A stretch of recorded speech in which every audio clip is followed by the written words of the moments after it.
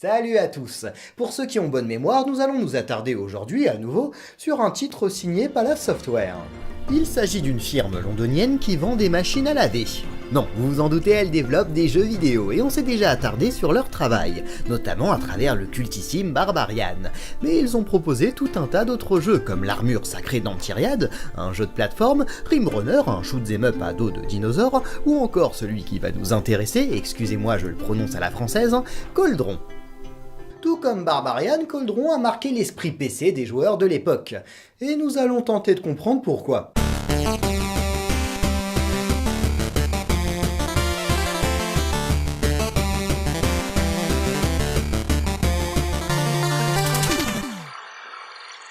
Première chose surprenante, c'est que nous y incarnons un véritable anti-héros, plus précisément une sorcière.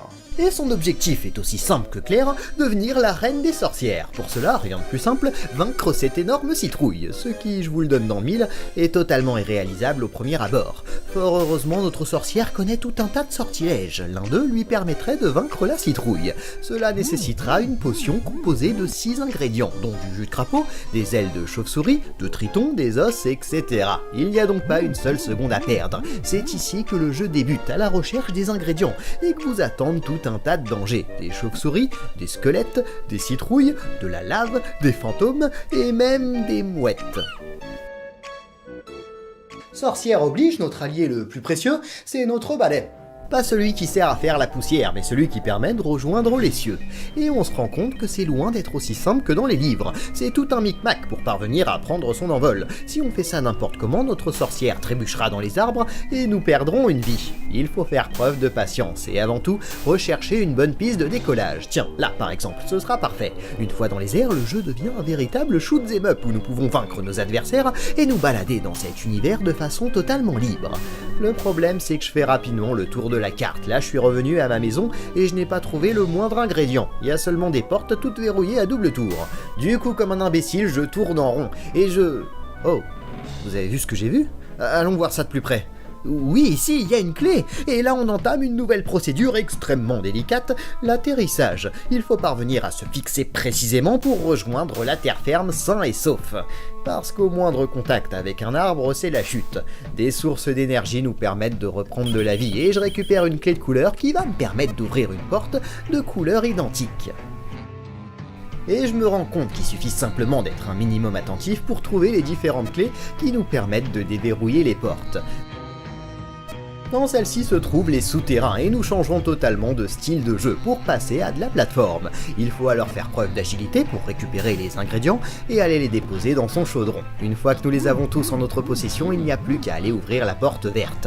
C'est là que se trouve la citrouille. La vaincre et notre score s'affiche et nous sommes congratulés. Il me semble qu'on a très bien résumé le concept du jeu, ainsi que ses différentes mécaniques. On a simplement oublié un petit détail que vous remarquerez immédiatement si vous essayez le jeu. Sa difficulté. Les jeux de l'époque sont réputés pour leur difficulté et Cauldron ne déroge pas à la règle. On l'a dit, les atterrissages sont extrêmement complexes à gérer, sans compter qu'en prenant votre temps, tous les adversaires en profitent pour vous rentrer dedans, c'est une horreur. Notre énergie s'épuise constamment. Tirer, par exemple, la réduit. C'est vrai, je l'ai dit, on peut en récupérer grâce aux sources d'énergie, mais atteindre ces sources s'avère par moments un tel périple qu'on a tendance à laisser tomber. Et puis les phases de plateforme ne sont pas en reste, impossible de gérer le saut de la sorcière en vol. Éviter les ennemis demande souvent un timing parfait, au centième de seconde près. Là c'est pas moi qui joue, c'est une vidéo que j'ai récupérée sur YouTube. Certaines plateformes ne sont pas visibles à cause de la progression tableau par tableau, on y va donc totalement au pif. Sur le site Commodore HD Cover, j'ai pu lire une interview avec Steve Brand, le game designer. L'un de ses regrets est la façon dont ils ont testé le jeu, phase par phase. C'est-à-dire qu'ils ne recommençaient jamais le jeu dès le début. Ils testaient par exemple un tout petit passage, et le recommençaient encore et encore avec des vies infinies, si bien que forcément ils connaissaient l'ensemble du jeu par cœur. Du coup à force ça leur semblait tout à fait accessible, ils rehaussaient donc la difficulté, et patatras, le résultat le voilà, un jeu extrêmement difficile, les 8 vies dont nous disposons ne font vraiment pas long feu.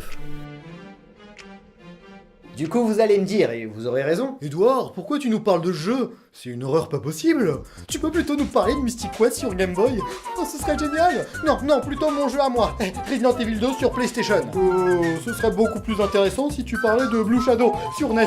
Oh, mais s'il te plaît, je vous en prie, c'est pas la peine de se mettre dans ces états. Si je vous parle de Cauldron, c'est qu'il y a bien une raison, et la principale, c'est que ce jeu est sacrément cool.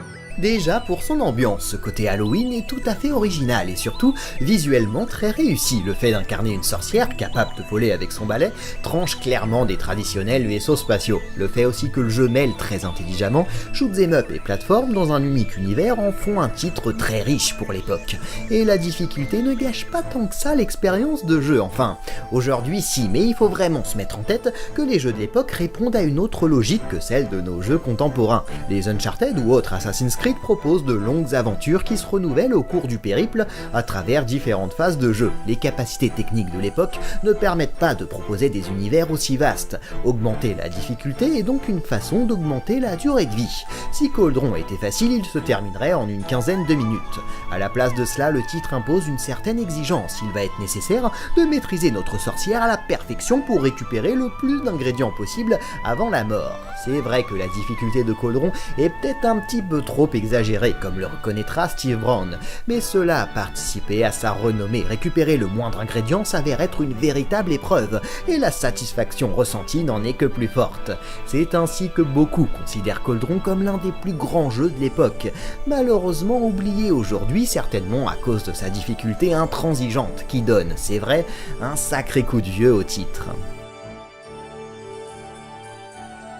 Quoi qu'il en soit, Cauldron est une petite pépite qui a connu un grand succès. Il s'agit d'un des meilleurs jeux du Commodore 64 et de l'Amstrad CPC. Du coup, on a étudié les deux plus gros hits de Palace Software et de Steve Brown avec Barbarian. Ça me semblait important de leur redonner un petit coup de projecteur. En ce qui me concerne, je vous donne rendez-vous la semaine prochaine et vous souhaite à tous un bon week-end. Salut à tous!